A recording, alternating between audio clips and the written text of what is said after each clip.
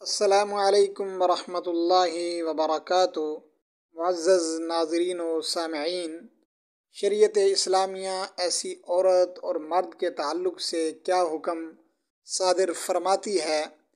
کہ جس کا انتقال اس حالت میں ہو کہ وہ دنیا سے جب جائے تو اس کا نکاح اور اس کی شادی نہ ہوئی ہو۔ اس سلسلے میں مصنف ابن ابی شیبہ کی ایک روایت میرے سامنے ہے۔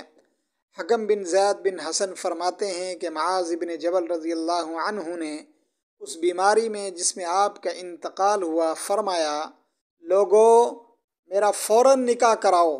اس لیے کہ میں اس بات کو ناپسند کرتا ہوں کہ میں اس دنیا سے جاؤں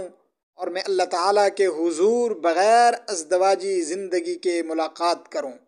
یعنی اس حالت میں ملاقات کروں کہ موت کے وقت میرے نکاح میں کوئی عورت نہ ہو، گو کہ آپ پہلے نکاح کر چکے تھے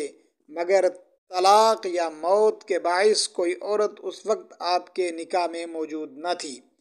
معزز ناظرین، معزز سامعین، اب اندازہ لگائیے کہ نکاح کی، شادی کی شریعت اسلامیہ کی نظر میں کس قدر اہمیت ہے کہ ایک صحابی رسول جب دنیا سے جا رہے ہیں، جاتے ہوئے بھی وہ اپنے رشتہ داروں کو، اپنے اقربا کو، اپنے چاہنے والوں کو یہ وصیت کرتے ہیں کہ میرا فوراً نکاح کراؤ۔ حالانکہ جب انسان مرض الوفات میں ہوتا ہے، اس کو موت سامنے نظر آتی ہے، اس کو اپنی عاقبت کا، اپنی آخرت کا خیال ہوتا ہے، لیکن صحابی رسول نے اس وقت بھی نکاح کی خواہش کی۔ دراصل نکاح ایک ایسی عبادت ہے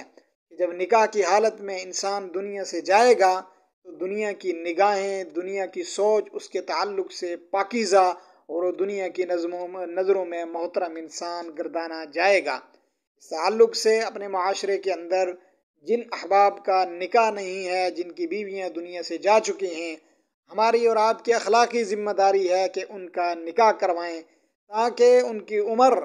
کہ جو بھی ایام گزرے ہیں وہ نکاح کی حالت میں گزریں اور جب دنیا سے جائیں تو اپنی بیوہ کو چھوڑ کر جائیں۔ السلام علیکم ورحمۃ اللہ وبرکاتہ۔